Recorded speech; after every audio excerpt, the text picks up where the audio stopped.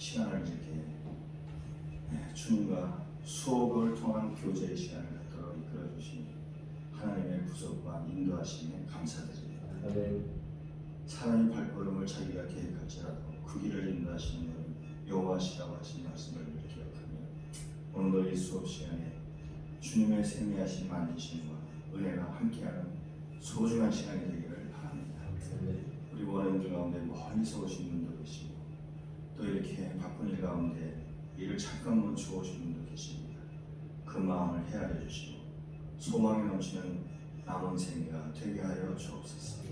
오늘 이 자리에 미청한 오늘도 계신데 그 마음의 답답함을 헤아려 주시고 다음 수업 시간에 꼭 함께 만날 수 있도록 모든 환경을 이끌어 주옵소서.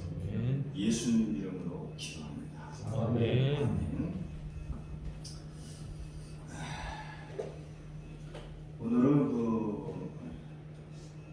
강의를 하다가요 수업 마치시면 그냥 마치는 겁니다. 시간을 너무 촉박하지 않을 테니까 그렇게 생각하시고 수업하시면 될 것 같아요. 이 이후에 또 수업도 받으시죠. 지난번 동일하게. 자, 오늘은 수업 147페이지 제 4장을 할 차례예요. 그래서 이제 여기 K분의 4에 거기 할 차례거든요. 오늘 수업이 굉장히 이제 재밌는 시간인데요. 일단 우리가 한거를 한번 리피트를 해봐야 그 다음 수업이 또 상황 맞춰서 들어가거든요. 자, 지난번에 우리가 이제 그 목회 상담의 로드맵을 이제 트라이앵글 요법을 그렇게 그렸잖아요. 그렇죠? 그래서 이제 하나님이 사역자를 세우시는데 상담자를 세우셔가지고 내담자, 클라이언트, 내담자를 이제 문제를 해결하시는 문제예요. 그래서 하나님이 이 사역자를 세우신 것을 우리 이해하고 하면 상담자가 내담자를 찾아가서 사역을 하는 것을 이라고 우리가 볼 수가 있고, 요 이해 과정을 통해서 하나님 아버지께서 이 내담자를 이제 문제를 해결해 주는 것을 이 다시라고 우리가 이렇게 봤습니다. 그러면 요 상담자가 요 내담자를 찾아가는 요 범위를 뭐라고 표현했죠? 믿음의 장이라고 하는 것으로 표현을 했어요. 하나님께서 보실 때는 내담자보다 더 중요한 게 누굴까요? 상담자가 더 중요해요. 상담자. 하나님은 이 상담자의 역할이 얼마나 하나님 보시기에 기쁜가를 보시고 내담자에게 개입하셔서 문제를 해결해 주신다 하는 내용이 목회 상담원의 길이거든요. 자, 그러면 이제 이 상담자가 내담자를 만나서 믿음의 장을 이끌어 갈 때의 문제를 우리가 지금 계속 지금 살펴보고 있는 거거든요. 그래서 목회 상담자는 믿음의 장을 제대로 해결하기 위해서 첫째는 뭐냐면 신학의 문제가 정립이 되어야 한다 하는 내용을 살펴봤어요. 두 번째는 뭐냐면 신앙의 문제, 신앙의 문제. 신앙이 바로 정립돼야 신앙의 문제가 바로 정립되겠죠. 그 다음에 이제 세 번째 문제는 뭐냐면 접근의 문제입니다. 접근 방식. 접근의 문제. 접근의 문제. 이게 이제 상담 문제인데, 자, 신앙의 문제는 어떤 문제였죠? 환원주의를 극복한. 그렇죠?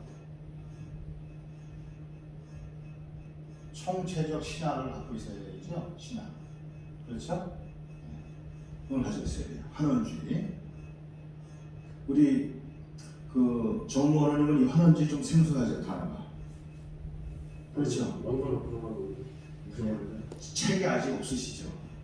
책을 하나 구입하셔야 돼요. 이 책이 굉장히 중요한 책이에요. 한번 구입해보세요. 그 다음에 이제 신앙의 문제는 뭐냐면, 신앙의 문제는 총괄적 믿음이다. 그렇죠?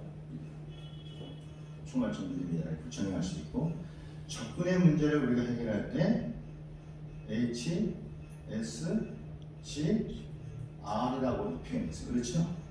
그래서 이 모델을 보여준 분이 이제 예수님이신데, 여기는 이제 힐링, 그다음에 서스테인, 가이드, 이퀄, 뭐죠 이게? 화해, 그렇죠?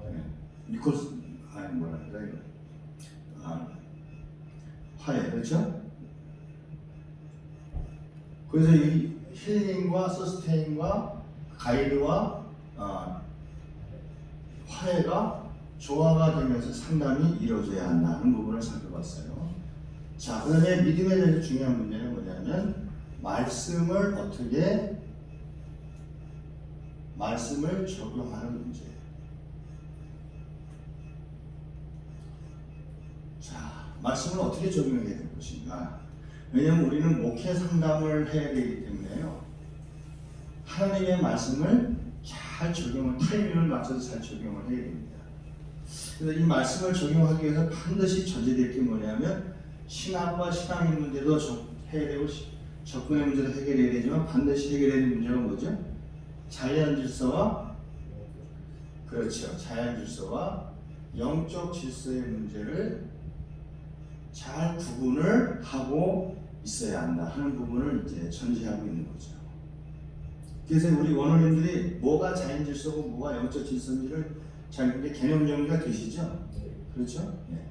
그래서 하나님이 오셔가지고 회복할 때는 자연질서도 회복하시고 영적 질서도 회복하시는데 사실은 영적 질서가 회복이 안 되면 자연 질서가 무너졌다는 것을 알까요, 모를까요? 모릅니다. 몰라요. 그래서 영적 질서가 회복되면 자연 질서를 회복시키는 의욕이 생기고 이 자연 질서를 회복시키면서 영적 질서를 회복하는 길로 서로 이렇게 회전하게 돼 있어요. 그래서 건강하게 회복된 인생을 살아가는 거예요.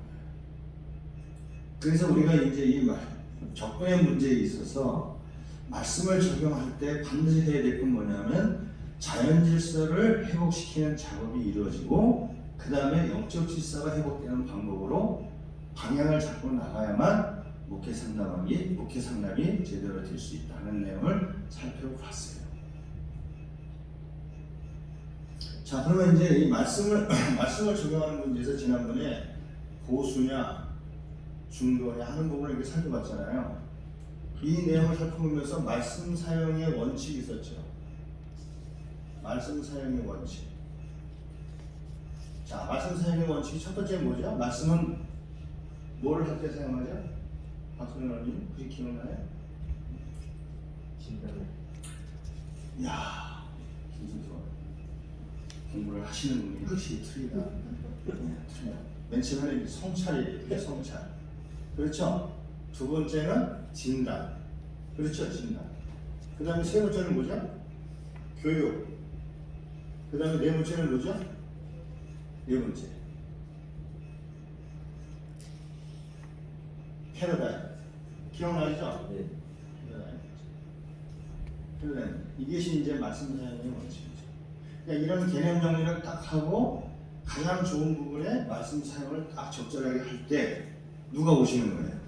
하나님께서 성령을 보내주셔서 내담자의 문제를 해결해 주신다 하는 내용을 말씀하고 있는 거예요. 그러니까 우리가 이 자연 질서와 영적 질서를 우리가 잘 이해를 못하면요, 처음부터 뭘 갖다 대냐면 영적 질서부터 갖다 드리게요. 그러면 이제 보수주의들이 보통 이런 얘기를 많이 하는데 중도파에서는 그게 억압하는 효과가 있기 때문에 오히려 불안감을 준다 하는 내용을 설명을 했죠. 자, 그러면 우리가 이제 이 자연 질서의 문제를 어떻게 우리가 해결을 하고 영적 질서의 문제로 나갈 것이냐 하는 부분을 살피기 위해서 오늘 이제 K군의 사례 분석이라는 부분을 이제 들어가는 거예요. 이 부분을 굉장히 중요한 겁니다. 이 부분이 들어가는 거고, 우리 원어민들이 이제 상담에 관한 부분이 굉장히 이제 상담에 관한 부분이 굉장히 이제 민감해지거든요. 상담이. 왜냐하면 지금 이제 이 시대가 디지털 시대입니다. 디지털 시대. 디지털 시대이기 때문에 저 시계는 지금 아날로그 시계잖아요. 아날로그 시계는 전체가 다 보여요. 근데 디지털 시계는요, 그 시간만 딱 보입니다. 그러니까 이 디지털 시대에 살고 있을 때는 뭐가 표현되냐면 시대 자체가 그 숫자로 표현해요. 숫자로 모든 게 다 표시돼요. 숫자. 그래서 1.0 시대, 2.0 시대, 3.0, 4.0, 5.0 이렇게 표현해요. 0.0 시대. 이거를 제일 공식적으로 말한 분이 누구냐면 이명박 대통령. 이명박 대통령.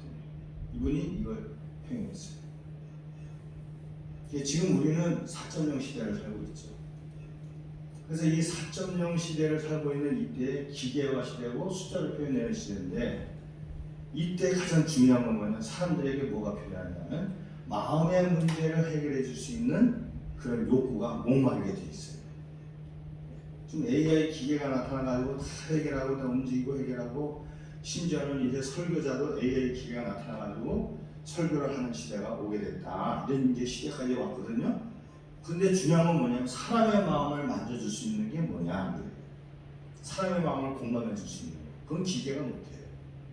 그래서 상담이 굉장히 중요하게 된 거예요. 상담입니다.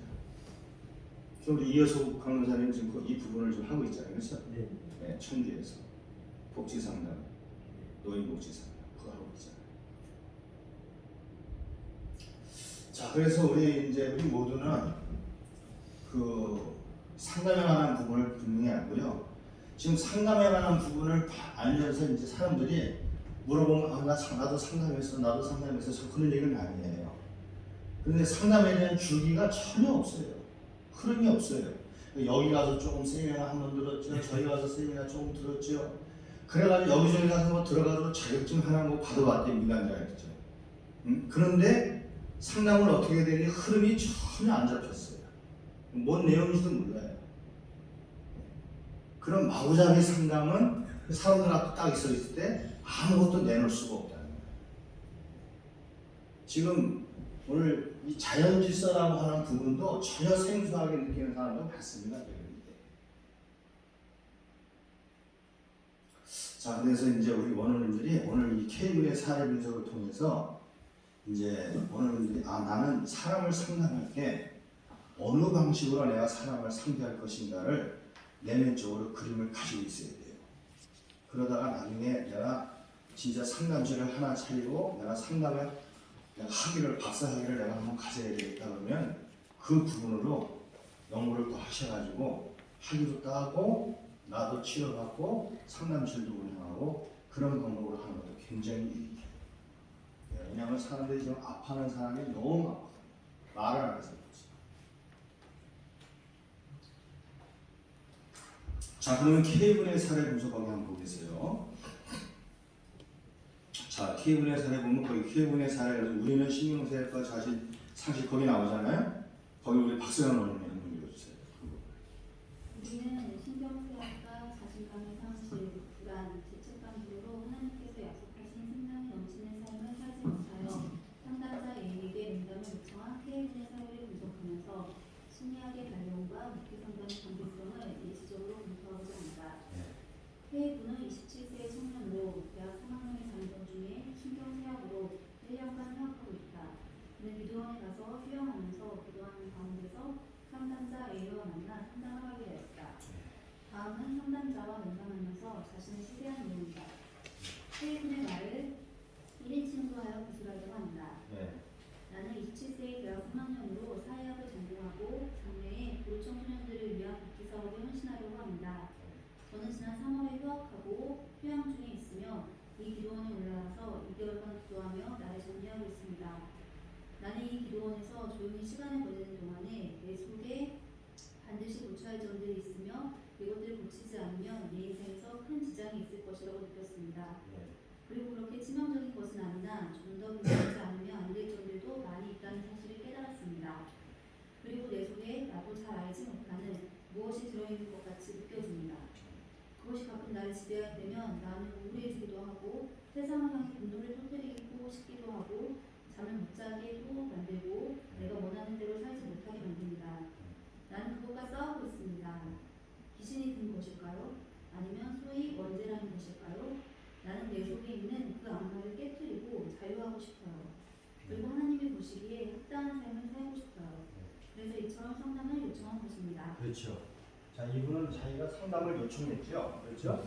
상담을 요청했는데 상담을 요청할 때 내담자가 전혀 상담을 할 의지가 없는데 주변에 있는 분들이 이 사람은 상담을 받아봐야 되겠습니까? 그래서 강제로 와서 상담하는 경우가 있고, K분처럼 본인이 뭔가를 깨달아서 나는 도무지 안 되겠다 이래서 상담실을 찾는 경우가 있어요. 그렇잖아요? 근데 이제 보통 목회 상담은 이 상담을 받아야 될 사람이 숨지요, 집으로. 그렇죠? 숨고 안 나와요. 예배도 안 되고. 그러니까 목사님들이 찾아가는 거예요. 신방을 찾아가서 이제 믿음의 장을 가지고 찾아가셔가지고 그거를 상담할 때가 많이 있죠. 근데 오늘 여기 K군 같은 경우는 지금 자기가 뭔가 있다 하는 사실을 지금 알고 있는 거예요. 지금 이게 K군이 생각해가는 자잖아. K군 이게 K군입니다. K군. 이 K군이네. 이 K군이 차라리 육체가 어디 다쳤거나 아프면은 병원 가서 육체 수술하고 코내고 하면 되는데 그러면 간단하잖아요. 근데 이 K군의 이 속 안에 지금 이 안에 뭔가 지금 본인이 보기에는 뭐가 들어있는 것 같다. 누군가 나를 지배하고 있는 것 같은 느낌을 계속 받으면서 자기가 계속 시행착오를 하고 이런 것 때문에 고민을 많이 했죠. 그래가지고 상담을 받으러 온 거 아닙니까? 근데 여기 이제 중요한 질문이 있는데 내가 귀신이 든 겁니까? 이렇게 얘기했잖아요. 그죠? 이거는 이제 신앙이니까 하도 이제 듣는 얘기가 마귀가 들었다, 뭐 귀신 들렸다, 뭐 악령이 주기적으로 역사한다는 거, 막 이러면서 얘기 들으니까 이 친구는 지금 뭐냐면 내가 귀신이 든 거 아닌가 이렇게 얘기했단 말이에요. 그러면 보세요. 저 말을 어떤 분이 했어. 그러면 그래, 너 귀신 든 거 같아. 가자, 목사님한테 가자. 그래가지고 저기 어디 신령한 여자 목사님이 계신데 거기 가자. 그 갔어요. 그 여자 목사님이 기도 많이 하고 눈이 부리부리하고 막 이런 분인데 보자마자 나서는 예수의 이름으로 마귀야 물러가라 이 새끼야. 그러면서 이리 따라와. 이래가지고 앞으로 그래가지고 내가 너에게 명하노니 앞으로 올 때마다 감사함을 드려. 그 다음에 40일 작정 새벽 기도해. 그 다음에 와서 기도 받아. 그렇게 명령을 때렸어요. 그러면 그 사람이 해결이 될까요, 안 될까요? 해결이 되는 사람도 가끔 있지만 거의 해결이 안 돼요.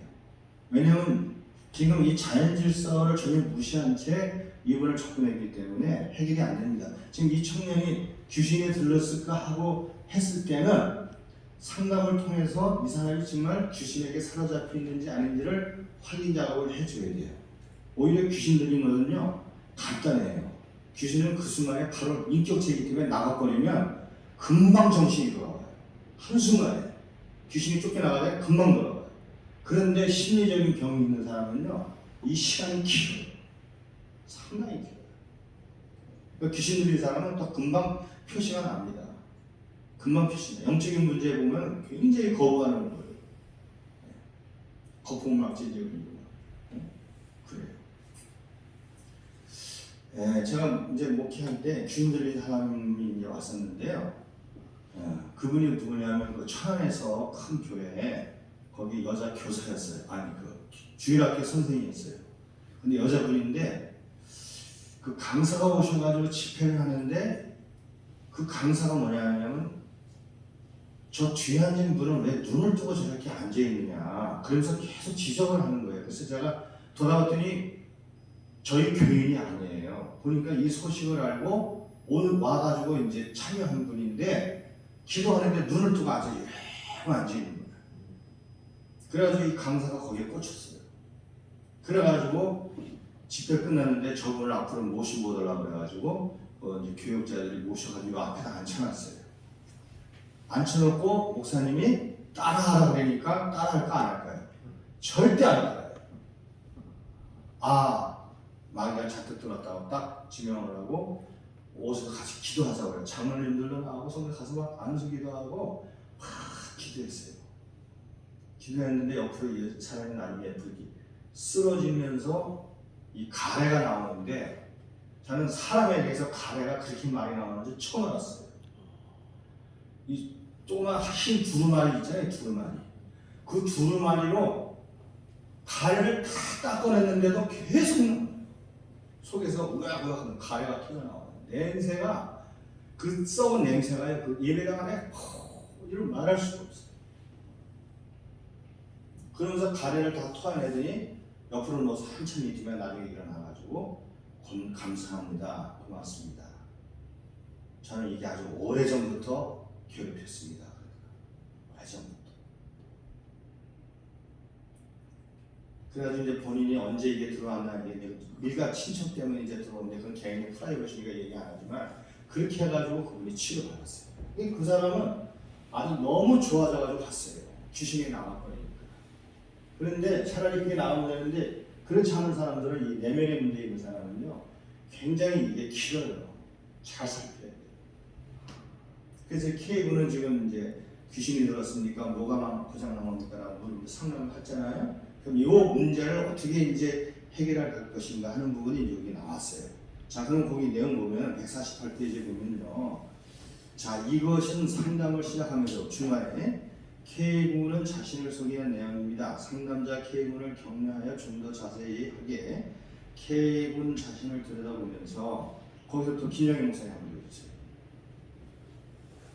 예, 네, 들여다보면서 예, 자신을 들여다보면서 이야기하게 했다. 예, 상담자는 세 가지 질문으로 K군 자신을 정리해 보도록 했다. 예, 1. 나는 지금 어떤 상태에 있는가? 예, 2. 나의 과거는 어떠했는가? 3. 앞으로 5년 후에 나는 어떠한 사람이 되어 있을까? 예. 다음은 그날의 면담 내용을 이 세 가지 질문으로 정리한 것이다. 예, 지금 김정현 목사님 읽어주신 게 보면 세 가지 질문을 거기다 했죠. 나는 지금 어떠한 상태에 있느냐? 나의 과거는 어떠했느냐? 앞으로 5년 후에 나는 어떤 사람이 되었을까? 그 이제 세 가지 질문을 타이틀을 잡은 거예요. 그러니까 우리가 상담하면서 내담자를 만났을 때 그런 이제 질문을 던질 수가 있다는 얘기죠. 그 질문을 던질 때 첫째 그러면 현재 나는 지금 어떤 상태에 있는가를 내담자를 통해서 이제 들을 수가 있는 거죠, 이 얘기를. 자, 들 수 있는데, 자, 현재 어떠한 상태에 있는가 그랬어요. 그 사람의 상태를 얘기하는 현재 상태, 현재의 모습을. 자, 그래서 거기 보면 내 나이 27세의 나의 살아온 길을 되돌아보면 하면서 쭉 얘기 나오죠. 예, 그 부분도 김정희 목사님 한번 내 나이 27세에 나의 살아온 길을 되돌아보면서 느낀 것은 나는 내 인생의 대부분을 헛살아왔다는 것이다. 네. 지금 내 나이면 대학을 졸업하고 직장에 다니고 있어야 하는데 나는 이제야 대학 3학년이고 더구나 지금은 학업을 계속하지도 못하고 휴학 중이다. 나는 지금까지 살아오면서 사람들 때문에 실망도 많이 했지만 나를 아끼는 사람들의 도움을 받으며 살아왔다. 그래서 나도 나처럼 어려운 처지에 있는 사람들을 도와주며 살고 싶다. 사회학을 공부하는 동안 나는 불우한 청소년들을 위해 사는 것이 나의 사명이라고 느끼고 있다. 나는 불우한 청소년들이 방황하며 목적 없는 양같이 버려진 것 같아 마음이 아프다. 그러나 나는 신경쇠약으로 휴학하고 휴양하라는 의사의 처방으로 지금 학업을 계속하지 못하고 있다. 내가 지금 마음에 걸리는 것은 과연 내가 이 상태에서 대학을 졸업하고 청소년들을 위해 일할 수 있을까 하는 점이다. 나는 지금보다 더 악화되어서 다른 사람의 도움을 받아야 겨우 살아가는 낙방 인생이 되지 않을까 두렵다. 네, 됐어요. 거기까지만. 지금 여기 이 K군이 지금 자기 상태에 대해서 쭉 지금 내담자가 얘기를 하면서 이분의 관심사는 뭐죠? 앞으로 관심사는 불우한 청소년을 위해서 살고 싶다라고 하는 사명감을 지금 얘기했죠. 그 불우한 청소년을 위해서 살고 싶다라고 하는 그 말 속에 지금 이분의 문제하고 뭔가 연결이 되어 있다는 사실을 이 상담하시는 사역자는 감지할 수 있어야 돼요. 그러니까 여기서 질문을 치고 나간다면 왜 그러면 불우한 청소년에 대해서 관심이 많으십니까? 라고 질문하면은 여기 이 K군은 아마 대답을 잘 못할 거예요. 왜 그렇지만 자기 안에 거기에 대해서 뭔가 관심이 있어야 되는 뭔가가 지금 이 안에 있어요. 대답은 안 하지만 그 부분에 대해서 이제 한번 터치하고 볼 필요가 있어요. 왜 그것에 대해서 이렇게 관심이 이렇게 많으시냐, 할 일이 많은데 왜 청소년에 대해서 관심이 많으냐 이렇게 질문을 할 수가 있다는 여지를 한번 살펴본 거예요. 자, 그 다음에 두 번째 나는 거기 한번 읽어주세요. 나는 술을 좋아하고 술만 마시면 제정신을 잃고 다른 사람이 된 것 같아 과격해지고 설쳐된다. 예, 사실 나는 소심하고 사람들 앞에서 이야기하는 것조차 두려워한다. 예, 그러나 술만 마시면 나는 딴 사람이 되어버린다. 나는 이 버릇을 고치려고 무진 애를 썼으나 내 속에 또 다른 내가 숨어 있다가 기회만 되면 나를 사로잡아 못된 짓을 하게 만든 것 같다. 나는 술을 마시지 않고 제정신으로 담대한 사람, 남자다운 사람이 되고 싶다. 그러나 그게 잘 되지 됐어요. 않는다. 거기까지요. 자, 거기 그 사람 지금 이 K군이 지금 뭐냐면 자기의 어떤 성격적인 문제를 뭐를 빌어서 지금 해결하려고 그러죠? 술을 먹어서 자기 내면에 있는 문제를 해결하려고 하고 있는데 지금 이 K군 마음속에는 나는 지금 소심하다, 두려움이 많다. 그 다음에 술만 마시면 딴 사람이 되는 것 같다. 이런 지금 고백을 하고 있죠. 그러니까 이 사람은 술을 통해서 자기 내면의 소심과 두려움과 염려와 걱정을 극복해 보려고 하는 자기 스스로의 노력을 지금 해오고 있는데 지금 그 부분에 있어서 술을 마시고 나면 계속 문제가 터지는 거죠 지금. 그렇죠? 오늘 우리 주변에 이런 사람들이 지금 상당히 많아요. 이게 중요한 건 지금 이 사람이 소심하고 두려움이 많다. 이 부분을 우리가 체크해 볼 수 있어요. 자, 그다음에 그 다음에 한번 보겠습니다. 나는 불안에 사로잡히게 되면 잠을 제대로 잘 수 없고 누군가 나를 잡으려고 쫓아오는 것 같아 큰 길을 피하고 작은 골목을 가야 하며 심지어는 처참하게 죽임을 당하고 길가에 버려져서 사람들마다 지나가면서 나에게 손가락질을 하는 상상을 한다. 예. 나는 나의 시체를 향해 손가락질하는 사람들을 상상하며 속으로 외친다. 예. 그래, 나는 실패자야. 나는 손가락질 당해 마땅한 놈이야. 나는 부모에게 병신 같은 자식이었고 사람들에게 사고뭉치였고 내 자신이 받은 달란트를 땅에 파묻어버린 폐역한 종이다. 나는 썩어빠진 더러운 놈이야. 나는 결코 내 자신을 고칠 능력도 없고 사람들에게 사랑받을 자격도 없는 놈이야. 손가락질 받는 것이 당연해. 그러나 이런 상상을 하는 가운데 다시 마음 한구석에는 그래, 이제는 사람들에게 사랑받을 수 있는 인생을 살아야지 하는 결심이 든다. 하여간 나는 사랑받고 싶고 사랑을 하고 싶지만 어떻게 해야 될지 모른다. 나는 아직까지 절치는 친구가 하나도 없다. 예. 이 K군 마음속에는 지금 계속 이제 내면의 어떤 자기를 힘들게 한 자기 마음을 지옥으로 만드는 내면의 소리를 계속 지금 그가 지금 듣고 있는 거죠. 계속 저희한테 듣고 있으면서도 한 가지 이제 긍정적인 힘을 가지고 지금까지 버텨온 거예요. 굉장히 힘든 상태죠. 그렇죠? 예. 우리 저뿐만 아니라 여기 계신 모든 분들이 이런 내면의 소리를 많이 들었어요, 사실. 그렇죠? 많이 들었어요. 저도 많이 들었어요. 너 같은 자가 목사냐? 이 소리도 들어봤고, 왜 이렇게 거짓말을 잘하냐? 그리고 네 자신을 위해서 이렇게 사역하려고 그러지? 그런 소리를 들어. 그런 내면의 소리가 계속 이렇게 다가오죠. 소리가. 자, 그러면서 이제 그러나 나는 내 자신이 자랑스러울 때도 있다. 거기 한번 읽어주세요. 그러나 나는 내 자신이 자랑스러울 때도 있다. 나는 불우한 가정, 가출, 방황, 교서도 등 불우한 청소년이 겪는 길을 다 걸었으나 지금 대학생이다. 내 속에는 과거를 정리하고 대학생으로 새 출발하게 한 결단과 몸부림이 있다. 그리고 나는 성공했다. 그런데 지금 처지에서도 능히 승리할 수 있을까? 이것이 지금 나를 가장 괴롭히는 질문이다. 그래서 나는 상담을 받기로 작정한 것이다. 예, 지금 자기 나름대로 나는 성공을 했다, 자기를 인도했다라고 하는 그런 좋은 긍정적인 감정도 이분 속에 있어요. 그렇죠? 과연 그게 성공이냐 이건 평가는 나중에 하더라도 자신의 내면을 이기고 뭔가 좀 했다고 하는 그런 좋은 경험도 그 속에 있는 거죠. 그러면 목회 상담이 아니라 일반 상담이 있잖아요. 일반 상담. 자, 상담에는 일반 상담이 있고 그 다음에 기독교 상담이 있고 그 다음에 성경적 상담이 이렇게 있잖아요.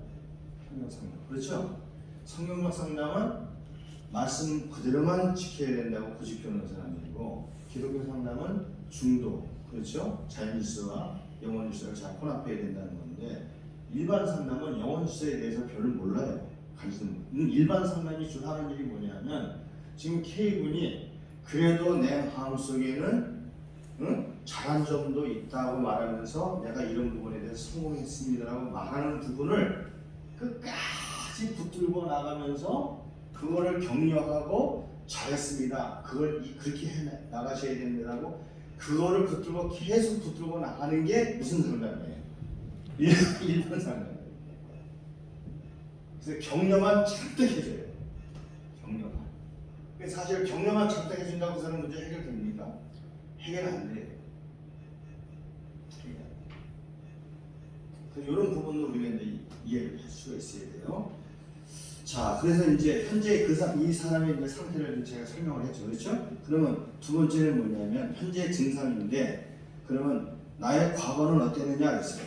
오늘 이 K군에게 영향을 미친 요소가 뭐냐 하는 것을 보기 위해서 과거에 대한 질문을 던진 거죠. 그래서 혹시 과거에 대해서 해주신 말이 있습니까? 라고 이제 상담자가 물었을 때 이제 이분이 지금 얘기를 한 거죠, 그렇죠? 그 부분을 우리 이호석 강부사 한번 읽어주세요. 나는 지금까지 어떤 길을 걸어왔으며 나의 인생의 진로를 바꾸어 놓은 사건들은 어떤 것이 있었는가? 나는 전형적인 빈농 가정의 3남 1녀 중 차남으로 태어났다. 나는 부모에게 항상 이런 소리를 들으며 살아왔다. 이 바보 자식아, 너는 왜 너의 누나와 형님같이 되지 못하냐? 너는 모래동산에도 올라가지 못할 병신이야. 내가 언제 한 번은 달리 행동한 적이 있니? 너는 이런 말도 많이 들었다. 너는 우리 마음을 갈기갈기 찢어놓는 게냐? 너는 언제 철들래? 너는 낳지 않았으면 얼마나 좋았을까? 그래도 내가 없을 때는 살맛이 난다. 근데 이런 말을 들으며 여러 번 울며 지새웠던 것을 지금도 기억한다. 그때 나는 무척 외로웠다. 그리고 불안한 마음과 미움이 목까지 차올랐으나 눌러 참아야만 했다. 나는 어쩌지 형님과 누나와 같은 우등생이 되지 못하는 걸까? 내 남동생과 매일 싸우지 않으면 안 되는 걸까? 왜 나만이 실패자일까? 내 속에 악마가 사는 것이 아닐까? 하고 생각하며 살았다. 나는 고등학교 시절에 술을 마시기 시작했고 좋지 못한 친구들과 오래 지내다가 사고를 치고 선행교도소에서 1년간 목욕을 했다. 교도소에서 출감한 후에 교도소에서 배운 전기기술을 살려 3년간 자동차 정비 공장에서 일했다. 교도소에서 만난 피 목사님이 나를 끝까지 도와주어 취직할 수 있었고 나의 거친 성격과 소심한 행동들을 잘 이해하고 교회에서 봉사할 수 있게 도와주었다. 아마 이것이 나의 인생의 진로를 오늘까지 바꿔준 계기가 되었을 것이다. 또 하나의 인생 전기는 23살 때였다. 그때 교회 중고등부 수양회가 있었는데 내가 존경하는 선배 S씨가 나를 보조교사로 억지로 권하여 나는 그 수양회에 함께 참여하게 되었다. 나는 과거에 경험한 잘못들이 있었기 때문에 그 경험들 몇몇 방황하는 학생들과 개인적으로 나누면서 밤을 새웠다. 그런데 그 조그만 일이 학생들에게 큰 영향을 주어 회개하고 헌신하게 하는데 크게 기여했다. 그 수양은 살아있는 수양회가 되었다. S 선배는 그 이후 나에게 놀라운 가능성이 있다고 일깨우며 그것을 살려야 한다고 계속 권면해 주었다. 그런 내가 못다한 고등학교 과정을 검정고시를 통해서 끝마칠 수 있고 대학에도 들어갈 수 있으며 나와 같이 불우한 청소년들을 도울 수 있는 일이 얼마든지 열려있다고 격려했다. 그 후 교회 여러분들의 도움으로 다시 낮에는 일하고 밤에는 공부하여 약 3년까지 올 수 있게 되었다. 그러나 아직도 나는 술을 끊지 못했고 자주 결심한 것을 신실하게 끝내지도 못했고 사람들이 두렵다. 그렇습니다. 예, 여기 자신의 이제 과거에 대해서 좀 이렇게 설명하고 있는데 여기 보면은 이 사람의 가정 얘기를 하고 있잖아요. 가정, 그렇죠? 빈농 가정이었고 형과 누나가 있는데 엄마한테 항상 비교를 당하면서 아주 세상에서 들어서는 안 되는 그런 얘기를 들으면서 살아왔어요. 그렇죠? 그러면서 이 사람이 이제 자존감이 낮아지면서 이제 굉장히 고통스러웠는데 그래도 이 사람을 서스테인 해주는 사람이 있었어요. 그렇죠? 서스테인. 그렇죠? 붙들어주는 사람이 있었어요. 그 사람이 누구냐면은 두 사람이 나타나죠? 한 사람은 피 목사님. 그렇죠? 한 사람은 거기에 선배 S씨가 있었어요. 제가 볼 때는 하나님이 아마 이분들을 보내주신 것 같아요. 만난 관계를 통해. 그래서 피 목사님을 통해서 복음을 받아들이게 되고 선배 S씨를 통해서 그가 일을 할 수 있게 되고 용기를 얻어서 그래도 그나마 그가 소망의 삶을 살아갈 수 있었다 하고 했지만 아직도 중요한 건 자기 내면의 문제가 해결되지 않고 있었다 하는 내용을 지금 그가 고백을 하고 있는 거죠. 그렇죠? 네. 이 중에서 이제 긍정적인 얘기도 있고 안 좋은 얘기도 있는데 가장 중요한 것은 이 사람에게 영향을 준 내용이 뭔가 하는 내용을 오늘 이제 사역을 하는 분들이 딱 붙들어야 돼요. 그러면 이분에게 영향을 준 것이 있는데 사람에게 보통 영향을 주는 5가지 요소가 있다고 그러잖아요. 5가지 요소. 그렇죠? 이 세상의 모든 사람에게 주는 5가지 요소가 있어요. 5가지 뭐냐면 첫째는 아버지의 영향력이에요. 아버지의 영향력. 두 번째는 어머니의 태의 영향력이에요. 태의 영향력. 세 번째는 뭐냐면요. 가족의 영향력입니다. 가족의 영향력. 네 번째는 뭐냐면 조상의 내력이에요. 조상의 내력의 영향력. 다섯 번째는 뭐냐면 시대적 환경의 영향력입니다. 이렇게 돼 있어요. 이게 상담에서 굉장히 중요한 거예요. 그래서 오늘 이 K군이라고 하는 사람과 비롯해서 저도 마찬가지고 오늘 여기 있는 분들은 이 5가지 영향력 속에서 지금 이 세상을 살아가고 있어요. 이 세상을. 그러면 오늘 수업 시간인데 우리 스스로 한번 생각해 봐야 돼요. 아버지의 영향력이 나한테 좋아하느냐 하는 거죠. 어머니의 태 영향은 어때요? 여기 지금 이 K군은 뭐라 그랬어요? 어머니 태 영향력인데 어머니가 그랬죠? 너는 좀 태어나지 않았으면 좋겠다 이런 말. 그랬잖아요. 어떻게 저런 게 태어나가지고 이렇게 집안을 정말 힘들게 만드나 이런 소리를 들은 거 아니에요? 그 다음에 이제 가족의 영향이요. 가족은 어땠는가? 따돌리고 멸시하고 비교하고 그 다음에 조상 우리들의 조상은 어땠냐 이거예요. 우상을 잔뜩 섬기고 부부가 서로 싸우고 갈라지고 이혼하고 자살하고 이런 내용들. 그 다음에 이제 시대의 환경 우리가 살고 있는 환경 속에서 영향을 계속 받으면서 사람이 이 세상을 살아가고 있어요. 저는요 아버지의 영향력이 몹시 안 좋은 사람 중에 하나였어요. 저희 아버지가 사회복자인데 술을 너무 많이 드셔가지고 학교 선생님이었어요. 집안이 왕창 당황했어요. 그래가지고 고생 바가지 하고 제 마음속에 술이라고 하면 아주 그냥 막 이가 갈릴 정도로 분노가 올라가요. 그 이사를 얼마나 다녔는지 몰라요. 이사를. 그러니까 봄철이면 이사철이잖아요. 아주 그냥 어떨 때는 막 진저리가 날 정도예요. 갑자기 고등학교 2학년 때인데 중간고사 끝나고 피원에서 자는데 이사 가야 되는데 빨리 일어나서 이사 가야 되는데 와 환장하는 거야. 그때 친구들 다 사귀어놨잖아요. 다 끝나는 거야 다. 그 얼굴 예쁜 여자친구들 헤어져야 돼. 그러니까 부모님의 그 기대 심리가 완전히 다 허물어졌어요. 그 어머니의 태영약도 그래요. 가끔 우리 어머니가 그래요. 너 태어나면 저기 강원도 거기 쌍다리 밑에다 놓고 오려고 그랬다. 이런 얘기 가끔 들었어요. 농담으로 얘기했지만 그 얘기가 들을 때 뼈에 사무치는 거예요. 듣는 애들한테. 이게 다 영향력이에요. 가족의 영향. 우리 어머님들 한번 보세요.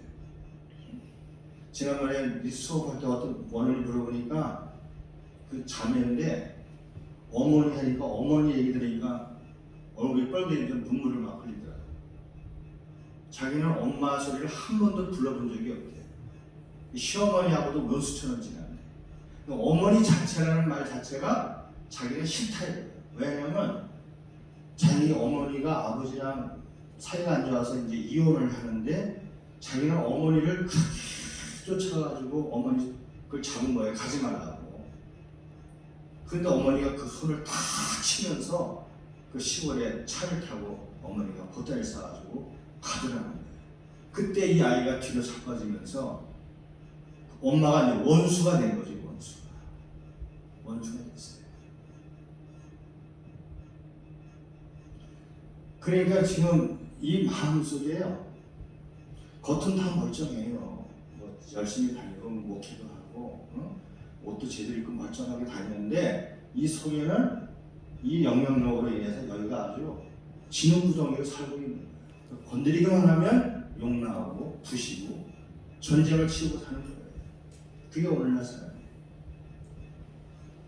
오늘 우리가 이런 상태에 있다는 사실을 그러니까 지식적으로 아는 게 또 중요하지만 내가 어떤 영향력 속에 내가 마음이 지금 굉장히 고통당하는 걸 하는 사실을 우리 스스로가 상담학을 통해서 내 자신을 비춰보는 거죠. 오늘 여기 K군이 그 청소년들하고 같이 있었잖아요. 그래가지고 밤새도록 같이 있으면서 같이 지냈더니 그 아이들이 굉장히 좋아하면서 이 K군이 거기서 자기 어떤 사명을 발견했잖아요. 그럼 이 K군이 왜 청소년들하고 같이 있었을까요? 자기가 청소년 있을 때 부모로부터 받던 아픔을 가지고 있는데 그 아픔의 마음으로 그 청소년들을 공감을 하는 거예요. 그러니까 남다른 감정을 갖고 있는 거죠. 그리고 그 아이들이 이 사람하고 같이 연결이 되는 거예요. 그럼 우리는 그렇잖아요. 하나님 아버지 왜 나는 이런 시체말로 개떡 같은 집에 태어나가지고 이런 개고생을 하면서 지금 내가 살아야 됩니까? 응? 하나님은 도대체 나를 어떻게 지금 하려고 이 세상에 보내셨습니까? 이렇게 저항감을 가지고 살아가는 사람들이 지금 많겠죠. 그렇죠? 교회 다니면서. 근데 그건 하나님을 잘 몰라서 하시는 거예요.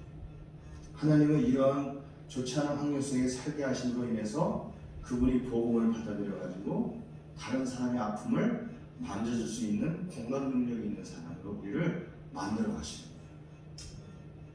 그게 하나님의 기획이에요. 그래서 우리 예수님이 정말 나사렛 촌동네 목수의 아들로 태어나셨는데 말구에 오셔가지고 그 동생들 데리고 그런 고생하시다가 처참하게 죽임당하는 그 길을 가셨어요. 그리고 그 길을 또 쫓아오래 우리 보고 베드로사는 응? 너희가 본을 끼쳐 그 뒤를 쫓아오게 하려 하셨나니 그랬어요. 그게 바로 그거예요. 이거.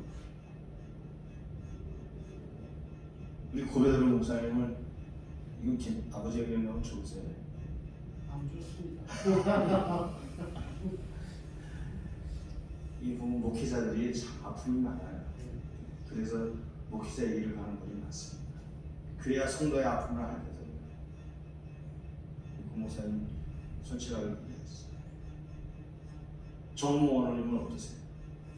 정모 원호님 이 5가지 중에서 뭐가 제일 마음에 무겁게 다가오나요?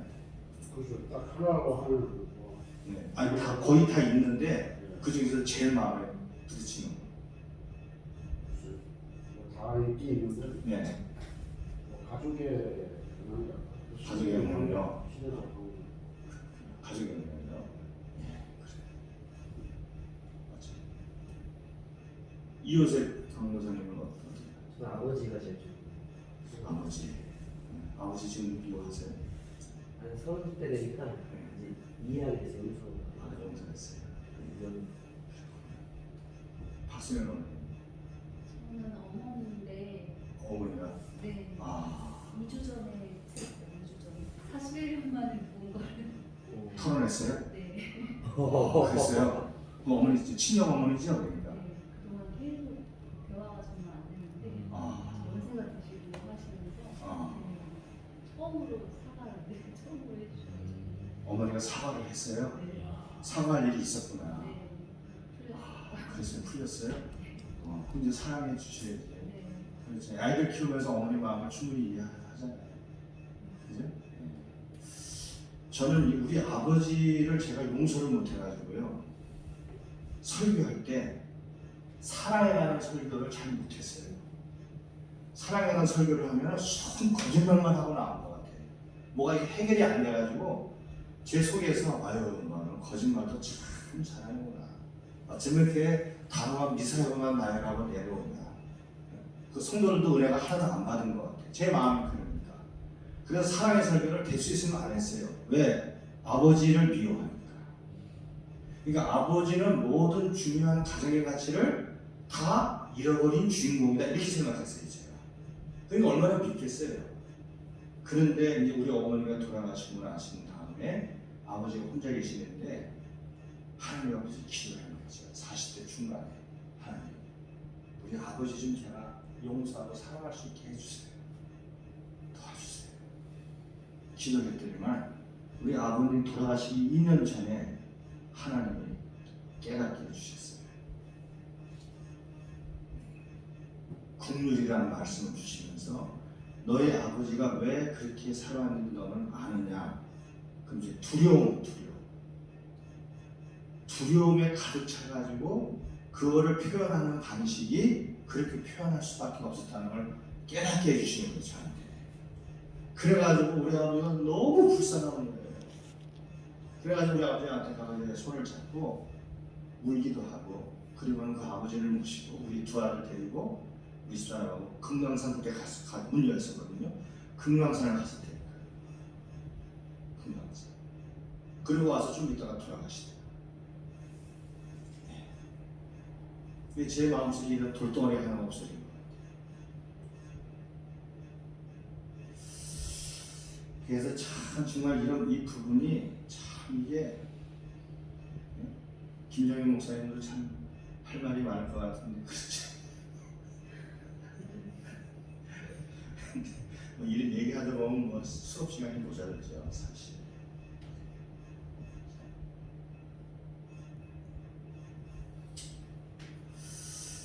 네, 우리 박사는 오늘 참 기쁜 일이네요.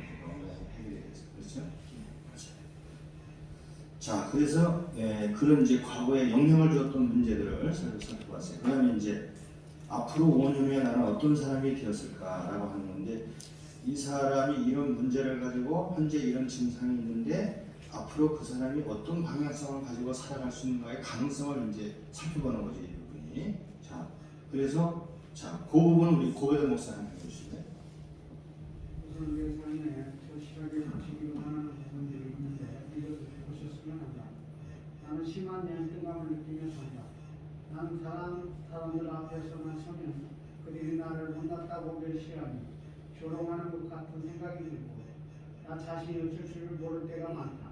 이제 나는 자신감을 가지고 떳떳이 살고 싶다. 나는 술을 끊고 싶다. 그리고 술만 마시면 과격해지고 무엇인가 부수고 싶어지는 분노와 미움을 시켜버리고 깨끗한 마음으로 살고 싶다. 그래서 떳떳하고 깨끗한 마음으로 사람들과 사귀면서 사랑스럽게 살고 싶다. 다음으로 나는 대학을 잘 마치고 내가 원하는 대로 청소년들을 도울 수 있는 직업을 선택하여 그들을 도우며 살고 싶다.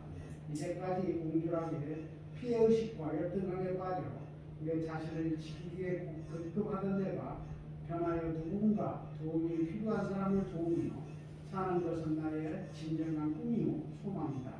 또 한 가지 내가 원하는 것은 신경쇠약 증세를 치유받고 불안 증세도 고침을 받아 나의 가능성에 대한 확신을 가지고 모든 면에서 건강하게 살고 싶다. 나의 속에 응어져 있는 죄책감, 불신감 등도 함께 고침을 받고 진정으로 OK의 인간이 되어 살고 싶다. 예, 지금 이 K군이 지금 이 K군은 원래 굉장히 상태가 양호한 내담자예요. 그렇죠? 예. 자기가 뭔가를 하고 싶다고 의지적으로 자기 소망을 가질 수 있는 사람은 굉장히 이제 양호한 상태고 보통 이제 이런 상담자가 이분하고 쭉 대화를 하면서 가능성 있는 부분을 자꾸 방향을 제시해 주거든요. 예, 당신은 청소년사에게 재능 있는 것 같아요. 방향을 잡아주는데 이 사람은 자기가 뭘 하고 싶다는 방향까지 좀 갖고 있잖아요. 그렇죠? 이분은 굉장히 상태가 좋은 분인데요. 오늘 여기 보면은 지금 이 K군이 자기 스스로에 대해서 지금 이 사람이 지금 이런 영향력을 가지고 이 안에서 지금 망가져가지고 나타나는 현상에 대해서 얘기했잖아요. 그렇죠? 예, 낮은 자존감이 지금 일어나요. 그래서 남들한테 설 수가 없어요. 남들이 조금만 봐서 웃기만 하면 자기를 비하해버리는 것 같아가지고 괴롭고 힘들고 그 다음에 분노가 아주 굉장히 극렬하게 일어나죠. 컨트롤이 안 되고 그 다음에 불안감이 있고 불안감 그 다음에 또 신경쇠약으로 지금 이분이 쇠달리고 있어요. 신경쇠약 고통스러워요. 신경쇠약 이런 상태에 있는 분들이 나이가 점점 들면은 잠도 못 자고 나중에 심각해지면 이제 암도 찾아오게 되고 우울증도 찾아와서 고통을 당하는 거죠. 그러니까 나이 드신 노인들이 갑자기 아파트에 떨어져 죽는 이유는 갑자기 된 게 아니에요. 이런 상황이 계속 누적이 됐는데 해결이 안 되니까 결국 극단적인 방법을 선택한 겁니다. 자, 그래서 이 부분을 문제를 해결해 줘야 되는데 그럼 이 부분을 어떻게 해결해 줄 것이냐 하는 부분이 이제 나오는데 이 부분을 해결할 때 결국 이제 자연 질서의 문제와 영적 질서의 문제로 접근하면서 문제를 해결해 줘야 되겠다 하는 부분이 접근해 나오는 거죠.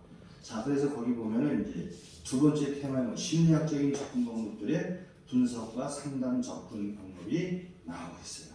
그러면 만일 K군과 상담하는 상담자라면 그게 나오잖아요. 자, 그 부분을 우리 누가 읽어주시면 우리 손대원 원장님 읽어주시겠어요? 네.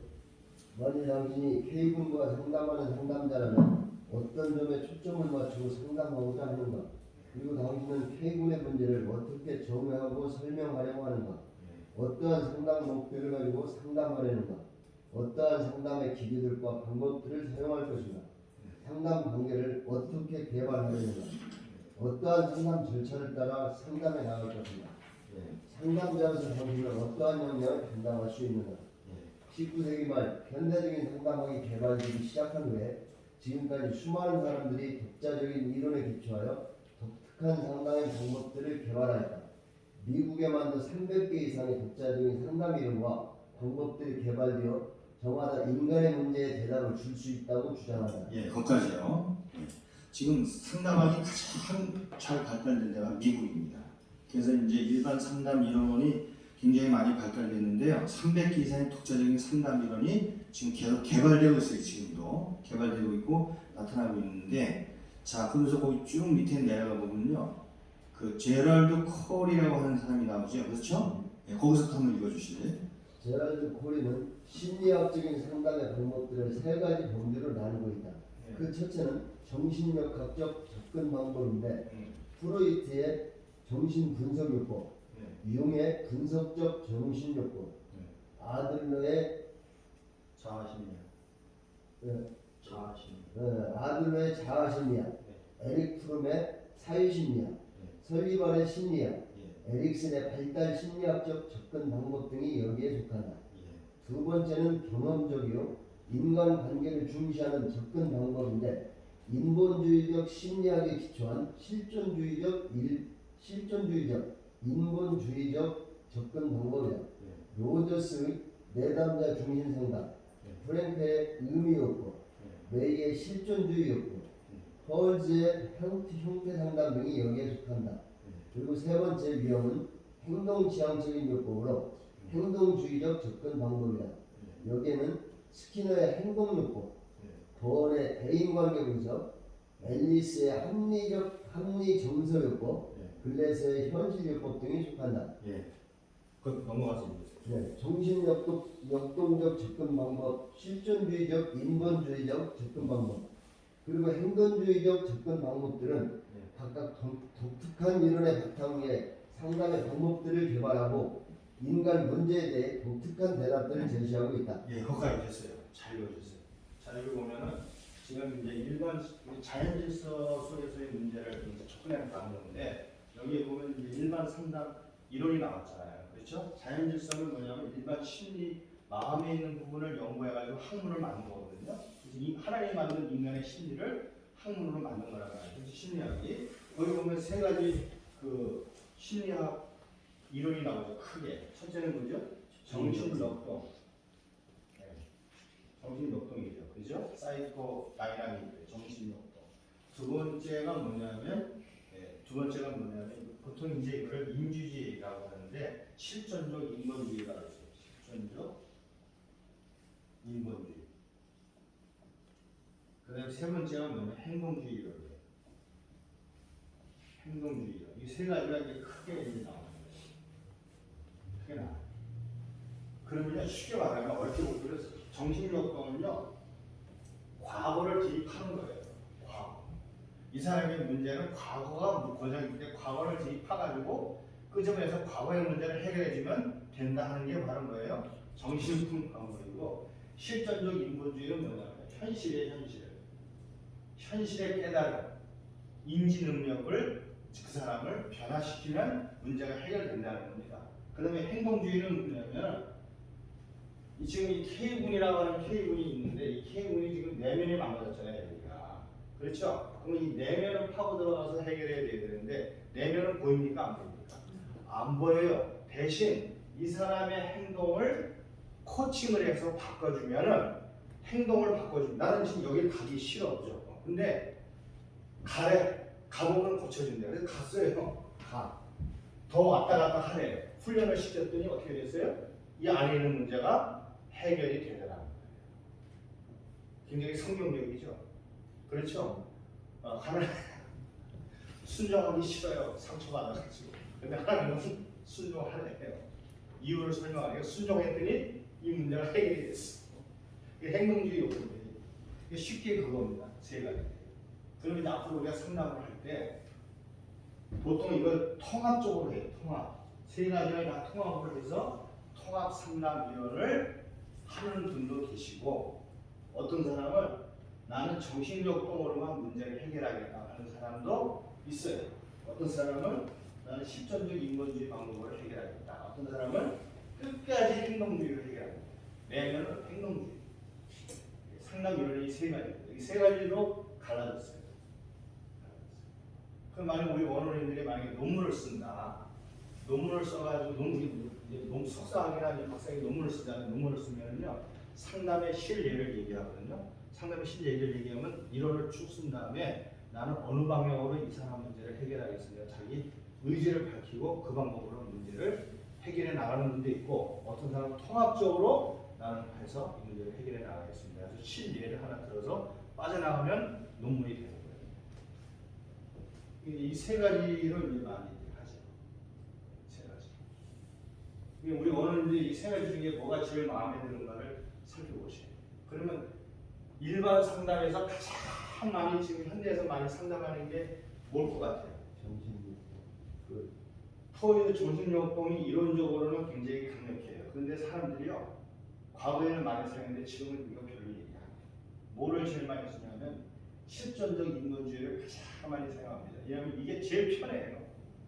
여기 네덜 이거 뭐야 누구죠? 칼 로더스가 말하는 거. 네덜란드 중심의 상담.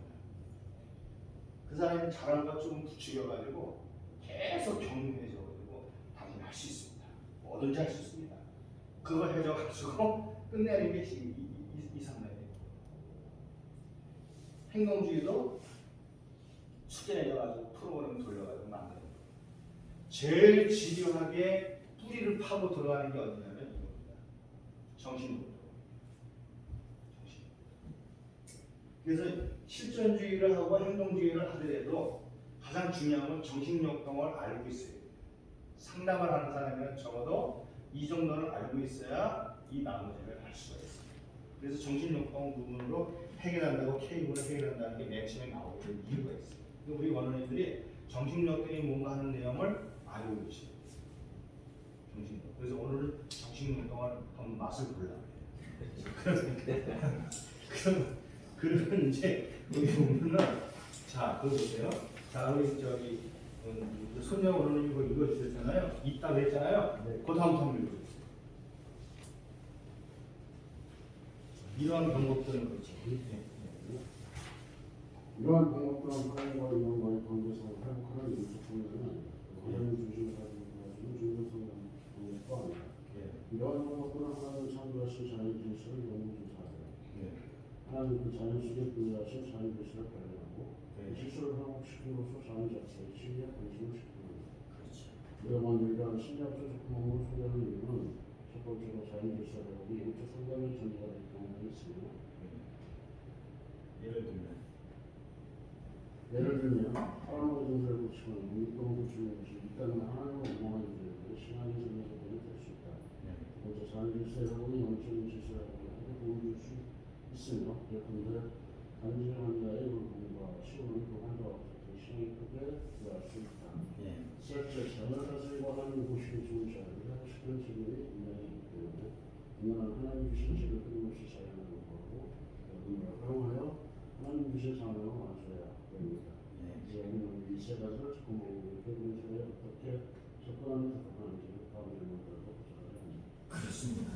자 그러면 우리 한번 물어볼게요. 기독교의 문화가 아주 간단히 잘 되고 오래된 전통일수록 뭐에 대해서 관심을 많이 줄까요? 아니 자연 질서와 영적 질서가. 아니 기독교 전통이 오래되고 아주 깊은 나라일수록 어디에 관심을 많이 줄까요? 세계적인 추세를 보면 결국은 영적 질서에 들어야 되는데 자연 질서 부분에 굉장히 심혈을 많이 키우고요. 자연 질서. 왜냐하면 이 자연 질서는 바로 뭐하고 연결되냐면 섬기, 봉사, 협력이라고 연결돼 있어요. 그 다음에 사랑. 그렇죠? 그래서 자연 질서를 위해서 사람들은 왜냐하면 예수님을 통해 가지고 그 사람이 빨리 신속하게 해결되고 치료되고 빨리 끝났으면 좋겠거든요. 그런데 하나님 아버지는 그렇게 안 하셔요.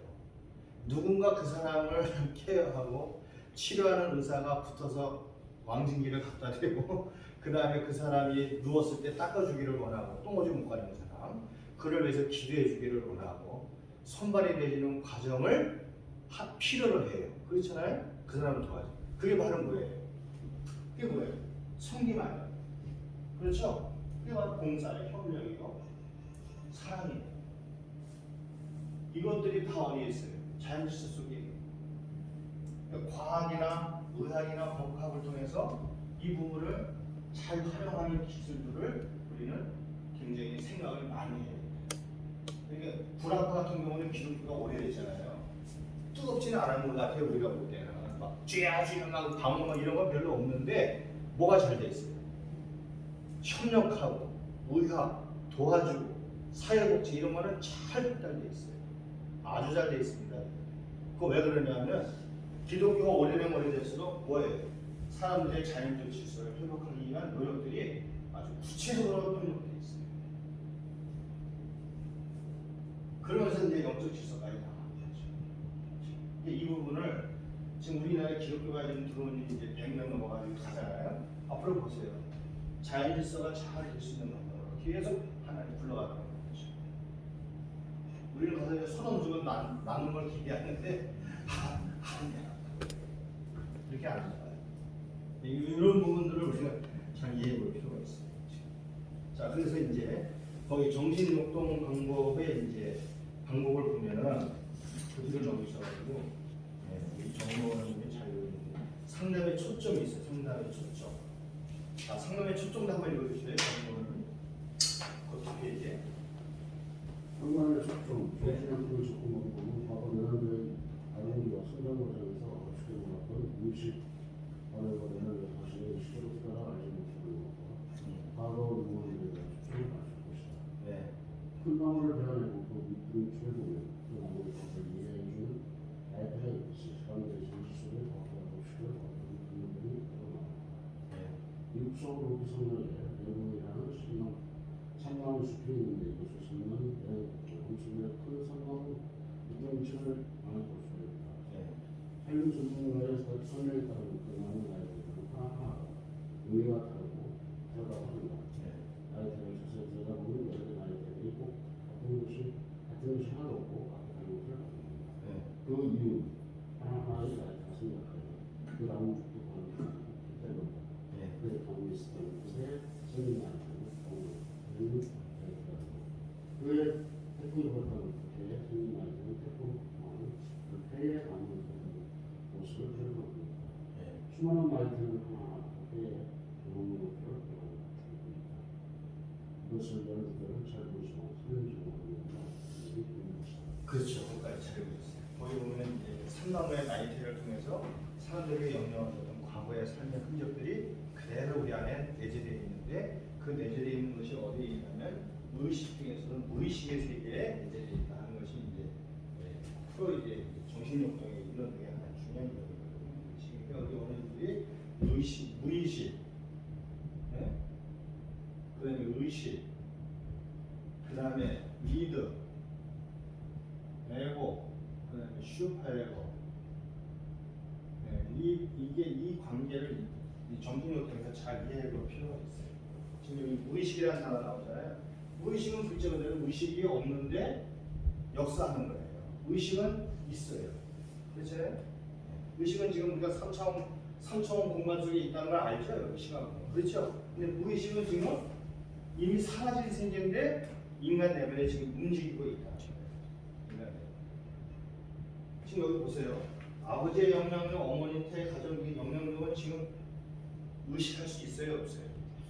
이미 과거의 사건이 있기 때문에 의식할 수 없잖아요. 그런데 우리 내면에 지금 나이테처럼 엮여져 있다는 거죠. 그 엮여져 있는 덩어리가 뭉쳐 있는 데를 무의식이라고 표현했어요. 프로이드가 굉장히 유명한 말이에요. 무의식. 자, 그럼 이제 그 개념이 먼저 이제 우리 신부님이랑 같이 살펴보는데, 자, 그러면 우리 인간도 그와 같다 그 부분 거기 박수가 나오는 거예요. 우리 인간도 그와 같다고 정신욕동적인 접근을 하는 사람들은 주장한다. 큰 나무를 겉으로 보면 보이지만 잘라서 그 눈치를 보면 다이어트와 함께 그 다음에 경험을 알 수 있듯이 사람들도 겉으로는 모르지만 정신 분석을 해보면 그 사람 속에 과거에 경험했던 것을 발견할 수 있는 무의식이 있으며 이 무의식을 분석하면 그 속에 과거에 억압시켜 놓았던 갖가지 감정들과 욕망들을 찾아낼 수 있다는 것이다. 인간 속에 억압되어 있는 감정들과 욕망들은 가만히 있는 것이 아니라 기회가 있을 때마다 밖으로 나와서 그 사람이 전혀 예상치 않았거나 하고 싶지 않은 일들을 하게 만든다. 정신 역동적인 접근은 K분을 상담하면서 먼저 K분의 무의식에 초점을 맞추고 과연 K분의 무의식 속에는 어떠한 감정들과 경험들이 억압되어 있는가, 그리고 무의식 속에 억압되어 있는 감정들이 어떻게 K분에게 영향을 주고 K분을 불안하게 만들고 분노와 미움을 폭발하게 영향을 주고 K분을 불안하게 만들고 역행감에 사로잡히게 하며 심지어는 신경쇠약에 걸리기까지 만들고 있는가를 발견하는 데 초점을 맞출 것이다. 그렇습니다. 그래서 이제 이 정신역동 방법의 이론을 가지고 시험답을 시작하는 분들은 이 내담자 K분을 볼 때 주로 어디를 볼까요? 저 사람의 무의식 속에 어떤 문제덩어리가 있는지 내가 분석해서 찾아내야 되겠다. 왜? 그렇게 해야만 이 사람이 지금 문제가 해결되기 때문이다라고 생각하고 접근을 해 들어간다는 거예요. 그래서 그 사람 무의식 속에 있는 결국은 감정, 그렇죠? 감정이라는 말이 굉장히 중요하거든요. 감정. 저 사람 속에 있는 감정을 어떻게, 무슨 감정들이 어떻게 되는지를 살펴봐야 된다. 이렇게 표현합니다. 예를 들어서 이 감정이라는 게 지금 이제 4살 된 아이가 어머니랑 차 타고 가다가 교통사고 났어요. 봄에. 그래가지고 어머니 아버지가 현장에서 돌아가셨어요. 애가 지금 고아가 됐잖아요. 그래가지고 집에 연락해가지고 자기 아버지, 작은 아버지가 내가 와가지고 이 애를 데리고 이제 장례를 치르는데 이 4살짜리 애는 아버지 어머니가 준 것에 대한 의식이 거의 없잖아요. 그냥 아버지가 사고 나서 돌아가셨다. 그것만 알고 있어요. 그런데 주변 사람들이 막 울어요. 그리고 이제 고모들도 막 울고 난리가 났어. 자기도 보니까 울어야 되니까 울어. 아파서. 내가 혼자구나. 그래가지고 작은 아빠가 얘를 데리고 너 이제 우리랑 같이 살자고 같이 사는데 이 애가 점점 크면서 봄만 되면은, 이놈은 봄만 되면은 얘 마음이 우울해지기 시작해요. 그리고 고속도로 가서 차 타고 다니는 그 차 소리, 추돌해서 사고 난 TV 뉴스만 보기만 하면은 속이 뒤집어지기 시작해요. 그러면서 작은 엄마한테 가가지고 그때 우리 엄마 왜 죽었어? 어떻게 죽었어? 그거 자꾸 물어봐. 그래서 15년, 20년이 지나면 사건에 관한 개념은 잊어버리죠. 그런데 그때 당시에 그 아이의 감정하고 이런 것들은 고스란히 남아있어요. 그래서 봄이 되면 이 아이는 힘들어요. 그때만 되면 힘들어요. 그리고 이상하게 우울해지고 교통사고를 먹으면 속에서 막 분노가 돼요. 왜 그렇게 일어날까요? 사건의 현실을 잊었지만 그때 당한 그 아이의 마음속에 내면에 있는 감정 덩어리는 고스란히 남아있어요. 그게 바로 뭐예요? 무의식. 누가 이렇게 만들어놨느냐? 하나님 아버지가 이렇게 인간을 만들어 놓으셨어요. 그거를 끄집어낸 거야. 프로이드가. 무의식에서. 이게 굉장히 중요한 게 부부싸움 해서도 마찬가지예요. 부부싸움. 대판 싸워가지고 감정이 있죠? 10년 지나면 없어지는데 그 조금만 무슨 얘기하면 그 감정이 다시 올라와요. 그게 역동이에요. 속에서 뒤집어져서 올라와. 뚜껑 열린다. 쉽게 말하면 역동이에요. 이 교회에서도 역동 일어나가지고 꿀망신하는 사람 같이 성관에 지휘하다가 뒤에서 있으니까 욕을 하면서 지휘금 내던지고 지휘자. 그렇게 지휘를 잘하는 서울대입니다. 몇 번 교회를 옮겼는지 몰라요. 근데 못 참아요. 내가 하는데 니들이 왜 떠드냐 이래가지고 확 내려 18 안에 이렇게 나왔어. 그건 그냥 그 사람 마음속에 무의식 속에 뭐가 있어요. 말 안 했지만 상처가 있어가지고 이게 분노가 조절이 안 돼가지고 결국 터져서 나와요. 이런 상태에 위험성이 있다는 나 자신을 우리가 잘 파악을 해야 돼요. 아는 게 중요해요. 이어서 강도사님들 자꾸 그런 게 있어요. 4년 전만 했어요. 술 마실 때. 술 마셨어요? 술 마시면 저기 주위에 이 사람들이 많았어요. 그래서 사람들이 사건을 많이 붙였냐구나. 되게 어갈팽 가는 일이 있어요. 폭력성을 그러면 그 무의식적인 트라우마라는 것은 한참 후에 만들어지는 문학적인 부분인가요? 그래서 이제 트라우마, 상처가 많다는 얘기는 뭐예요? 상처라고 하는 사건도 중요하지만 그 상처로 인해 생겼던 자기 감정이 있잖아요. 그 감정 더. 그럼 그게 가족이 예. 남편이든 가족이든 부모든 자식 입장에서 부모든 간에 예. 자기들의 그 트라우마 감정이 계속 갖고 있는 거를 그렇지. 조금씩 주변에서 그걸 알고 좀 치유해주고 그 감정이 없어지잖아요. 그러니까 이제 보통 보면 자기가 화를 내는데도 보통 사람들이 나는 원래 성격이 그래. 정말 말어. 이러고 내가 속에 이 감정이 안 좋아가지고 남들보다 더 심각하게 돌발적으로 분노를 낸다는 사실을 잘 몰라요. 인정을 안 하려고 해. 네가 나를 건드리니까 내가 나가지. 나 가만히 둬. 나 양 같은 사람이야. 그렇게 얘기하는 거야. 근데 이제 지금 그 전문가 입장에서 이 과정에서 말씀 주신 거는 예. 전문은 아니다는데 가족끼리 오래 생활하니 예. 본인은 그렇게 주장을 하더라도 예. 그거를 위해서 뭐 사랑에 상처를 받았다고 조금씩 그걸 좀 사랑을 좀 많이 채운다든가 조금씩 그 상처가 좀 사라지고 분노가 사라지냐 그런 게 있어요. 그럴 수 있죠.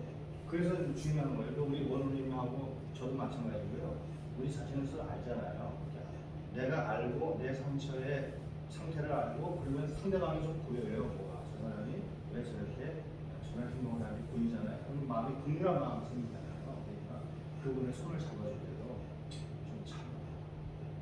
그러면서 이제 따뜻하게 대화를 나눌 수 있죠. 그런데 그렇지 않으면 우리 계속 정죄하고 나옵니다. 교회를 나가면서 그렇게 하니까 계속 상처가 나요. 정죄의 칼날을 갖다 대립니다. 그러니까 우리가 이걸 알면서 내 스스로의 마음을 알면은 상대방이 좀 섭섭하게 해도 저 사람 마음이 아프지 이렇게 나가거든요. 그러면 내가 반응이 덜 나가요. 이해하게 되고. 그래서 서로 이해하게 되고 상대방도 감정이 가라앉게 되고 말해 대화를 하죠. 상처를 잡고 어떻게 보면 이 목회 상담함은 저 사람보다는 내가 필요해서 이게 좀 해요. 내가 필요해서. 저는 제가 그걸 가르치려고 이걸 한 게 아니고요. 제가 목회하면서 저희 애들하고 저희 집사람이 굉장히 힘들어하더라고 저때. 성도들도 힘들어. 왜 힘들어할까를 고민했어요. 나는 바른 말을 했거든요. 그런데 힘들대. 애들이 집을 나가는데 아빠 힘들어서 그래서 제가 하나님 제가 왜 그랬습니까? 제가 치유를 받았어요. 치유. 그러면서 나한테 이런 심각한 문제가 있다는 사실을 깨닫게 해주신다. 그래서 제가 상담학을 공부를 하고 지금도 공부하고 있는데 지금도 치유 중에 있는 거예요. 이런 영향은 제가 치유를 하고 이제 그리고 상대방을 이제 이해를 하게 돼요. 조금 달라졌어요 지금. 계속 달라지고 있는 거죠. 달라지고 있죠. 그리고 저 사람이 왜 저렇게 했는지도 이제 알게 돼요. 뭐 별의별 사람 다 있어요 진짜. 어떤 사람 칼 들고 다니는 사람, 교회에 칼을 들고 다니는 사람이 봤어요. 제식회 때 갑자기 제식회 하다가 누가 반대하니까 칼을 딱 꺼내더니 여기다 꽂더라고. 나 죽일 거야 다 가만히 있어. 이런 칼을 찍어가지고 칼이 부르르 떨어. 그래가지고 제식회 못했어요. 끝났어. 그 칼을 꺼내가지고 나가서 아무나 확 찌르면 그거 큰 문제라는 거 아니에요. 그만큼 분노가 많아. 그만큼. 누군가 타켓을 지금 찾고 있는 거야 이 사람. 잘못 건드리면 택시 운전사도 마찬가지고 버스 운전사도 마찬가지고 그런 사람 탔다가 조금만 뭐 마스크 왜 안 썼어 이러면 그냥 당근. 왜 분노가 조절이 안 되죠. 이게 지금 이런 분들이 굉장히 그분을 이해할 필요가 있어요. 자, 그러면 예. 자, 그러면 여기 지금 이제 그 문제의 종이를 이제 들어갈 거죠, 그렇죠? 문제의 종이. 그 정신용통적인 K분의 문제를 어떻게 정리할 것인가 고민을 나왔는데 누가 어느 분이 유찬하죠? 박세현 어느 분이 유찬합니다. 네? 어디까지 읽었죠? 계속 읽어보세요. K분은 현재의 비교적인 몇 가지 문제를 가지고 있다. 네. 이것은 첫째로 자신감이 잃어버리고 행동을 하지만 다른 사람들 앞에서 불안에 사로잡히는 문제이다. K분의 문제는 두 번째 문제는 술을 마시는 버릇이며 술을 마시며 가격해져서 분노와 미움을 쏟아내는 문제이다. K분의 세 번째 문제는 신경쇠약으로 학업을 중단한 상태에 있다는 것이다. 이 세 가지는 별개의 문제였지만 실상은 하나의 문제가 세 가지 형태로 나타나는 것입니다. K분의 과거의 경험들과 그 경험들 속에서 부각된 무의식의 감정들이 뒤에 있을 때마다 K분에게 나타나서 K분을 사로잡고 K분에게 위와 같은 문제를 일으키는 것이다. 그렇습니다. 그거예요. 저희 보면 K분의 문제는 사실 이제 감정이 이제 뒤틀려가지고 버겁게 있는데 이 부분이 케이스 바이 케이스로 나타난다는 거예요. 그래서 여러 가지 방법으로 그렇죠? 이 방법은 이 방법으로 이렇게 나타나고 있다는 거예요. 그렇죠? 그러니까 이 K분의 이 내면의 문제가 이 사람을 사로잡고 있다. 이렇게 지배당하고 있다.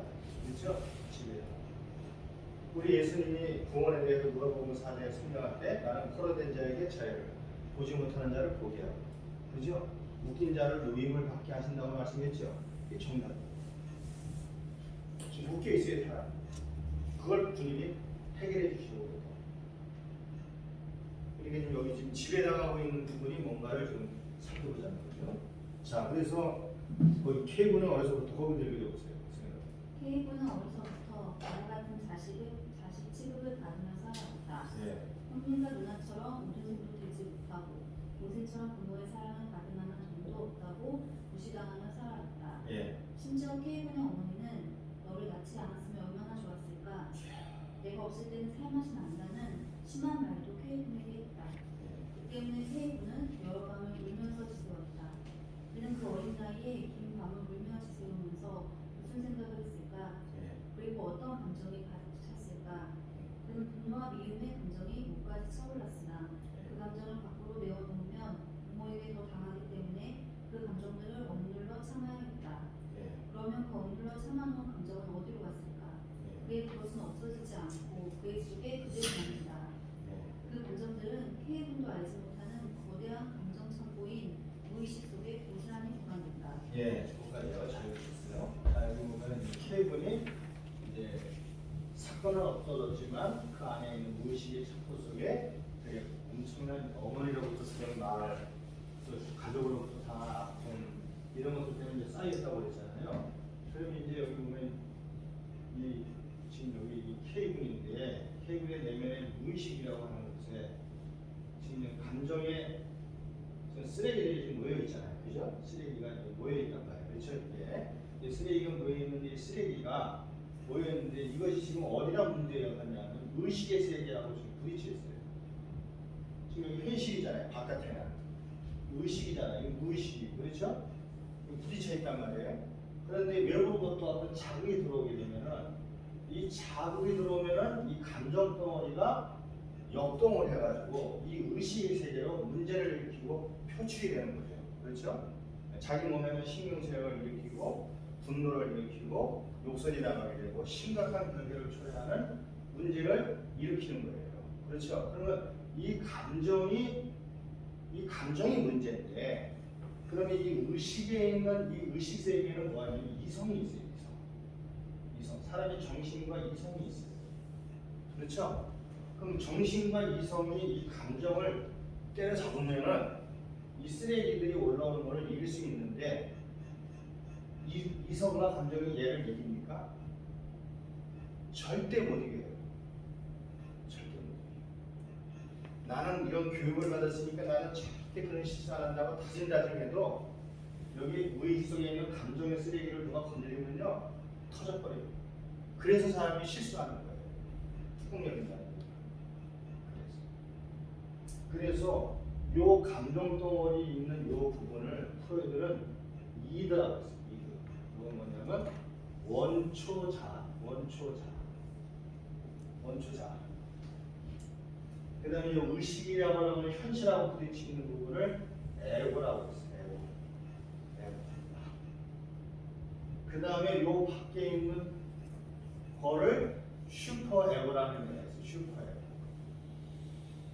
슈퍼 에고가 있어요. 이 슈퍼 에고는 뭐냐면 K군에 의하면 어머니가 K군에게 요구했던 기준이에요. 어머니가 K군에게 의지했던 기준은 뭐죠? 네 형과 누나들처럼 공부도 잘하고 수연하고 실력 있는 사람이 돼서 어머니의 아버지의 자랑거리가 좀 되어다오. 이거 아닙니까? 그렇죠? 주변 사람들 이게 뭐냐면 슈퍼예요. 이거를 말하면 윤리적 기준이에요.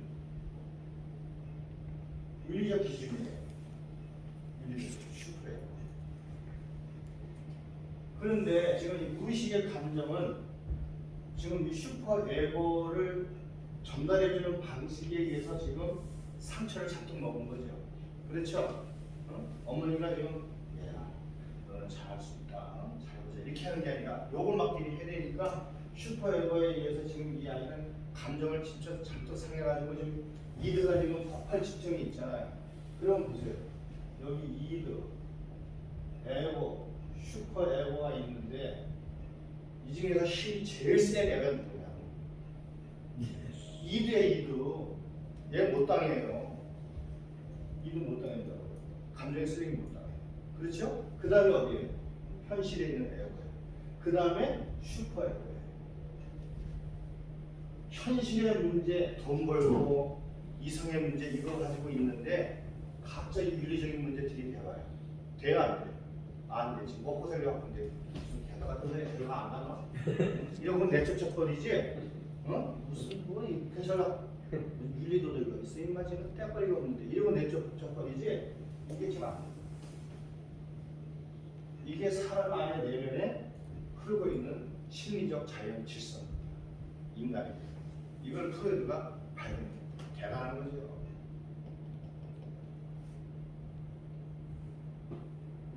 그럼 이제 수업 이제 마치겠죠. 그러면 이제 이 사람이 지금 이렇게 이드가 있는 원처자 속에 있는 감정 쓰레기가 많아가지고 지금 이 사람이 현실 속에서 지금 슈퍼 에고고 다 없어지고 지금 싸우고 있잖아요. 그렇죠? 그럼 요 가운데에 뭐가 있냐면 그 디펜스 메커니즘이라고 해서 좀 있으면 나옵니다. 그걸 방어기제라고 해요. 방어기제. 요 방어기제라고 하는 요 DM이 정상적일 때는 딱 가로막고 막고 있어요. 그래가지고 요 DM이 요 감정을 가만히 있어. 상황은 자기가 가만히 있어라. 참고 있어. 지금 사람들 많어. 잘 가만히 있어. 예의는 지켜야지 이러면서 이걸 토닥거리고 있어. 여기서 토닥거리고 있단 말이에요. 그런데 사건이 소목하게 터지면 어떻게 돼요? 이 이드가 안 좋은 사람, 상황이 안 좋은 애들은 터져버리죠. 그렇죠? 그래서 디펜스 메커니즘이 뭐고 다 날아가 버리고 없어. 그래가지고 결국 뭐야? 만신창이 만들어요. 만신창. 그래서 정신분석 이론에서는 해결책이 뭐냐? 요 이드에게 있는 감정의 쓰레기들을 해결해 주면은 된다. 이게 프로이드의 이론이에요. 근데 중요한 거는 요 감정의 쓰레기가 해결이 됩니까? 이게 문제지. 이게 해결을 잘. 요거를 해결할 수 있는 방법이 있어요. 하나. 그럼 누가 오시면 돼요? 성령이 오시면 돼요. 주님이 주시면 돼요. 그래서 우리가 심리학을 배우면서 성령이 어떻게 역사해야 되는지를 구체적으로 알게 돼요. 막연히 알게 돼요. 중요한 건 성령이 오시면요. 어디를 강화시키냐면 슈퍼에고를 엄청나게 강화시킵니다. 슈퍼에고. 네, 믿음을 통해서. 하나님의 믿음의 가치로 이걸 강하게 시켜가지고 이 이드가 지랄할 때 이 슈퍼에고가 이걸 눌러버리네. 자기의 힘이 아니라 성령의 힘으로 눌러버려요. 그러는데 이 슈퍼에고가 어떤 일을 하냐면 이 이드가 생겼던 상황을 이해시켜요. 이해시켜. 네 상황이 왜 그렇게 되는지 알아? 이해를 시켜가지고 이기도록 만들어. 그 다음에 뭐지? 사랑을 줘. 그리스도의 사랑으로 용서해라. 그리고 너는 이 상황 속에서 변화되어야 진정한 그리스도의 변화. 그 다음에 성숙의 길로 가도록 만들어줘요. 누가? 성령이 그렇게 하시고. 그런데 이거를 일반 상담에서는 못해줘요. 얘들아. 성령의 역사를 모릅니다. 기독교 상담에서는 이 방법을 꼭 갖춰야 돼요. 그래서 기독교 상담이 필요합니다. 그래서 상담을 제대로 해야 된다는 거예요. 어설프게 왔다 갔다 하지 마. 이런 이론도 모르면서 프로이드한테 배워서 내내 해결 나가는 부분이 뭐예요? 어떻게 나가? 그렇잖아요. 그래서 성령 충만을 받으라는 이유가 있어요. 해결 안 되니 이거 성령 충만 해결해 주세요. 설명을 잘 해줘야 돼요. 당신 문제가 뭔지를 자연지를 통해 잘 설명해주고 이 감정에서의 이걸 해결하는 방법이 있는데 청소 안 됩니다. 알려주고 해결하는 방법은 당신이 온전해지려면 하나님의 손에 붙들리는 방법이 가장 좋다는 것을 이해시키고 그 방법으로 방향을 전해줘야 이걸 그래 나를 도와달라 이렇게 나와요. 그래서 이 부분은 끝번 부분은 다음 수업 시간에 다시 한번 제안을 할게요. 여기 수업 여기까지 할게요. 상담은 어디까지 아까 우리 박수는 어디까지 읽었죠? 문제의 정의 그렇죠? 156페이지부터 156페이지만 차림이죠? 네. 나타나는 좀 기억해요. 하나님 아버지 오늘 우리가 수업 시간에 주님 우리 몸의 구절을 만드시고 우리에게 있는 문제들을 다시 한번 점검해봤습니다. 저나 우리 원어민들이나 내년을 바라볼 때 참 여러 가지 쓰레기들이 너무나 많습니다. 주님이 절대적으로 필요합니다. 그래서 오늘도 기도를 합니다. 말씀을 보고 회개합니다. 우리 식구들을 불쌍히 여기는 마음을 주시고 내 마음의 상처를 깊게 준 우리 형제들과 교우들을 사람들을 용서할 수 있도록 내 마음속에 성령이 함께해 주시옵소서. 사람을 사랑하고 용서할 수 있는 예수님의 길을 따라가는 우리 모두가 되게 해 주옵소서. 우리 원어민들을 지켜 주옵소서. 예수님 이름으로 기도합니다. 아멘.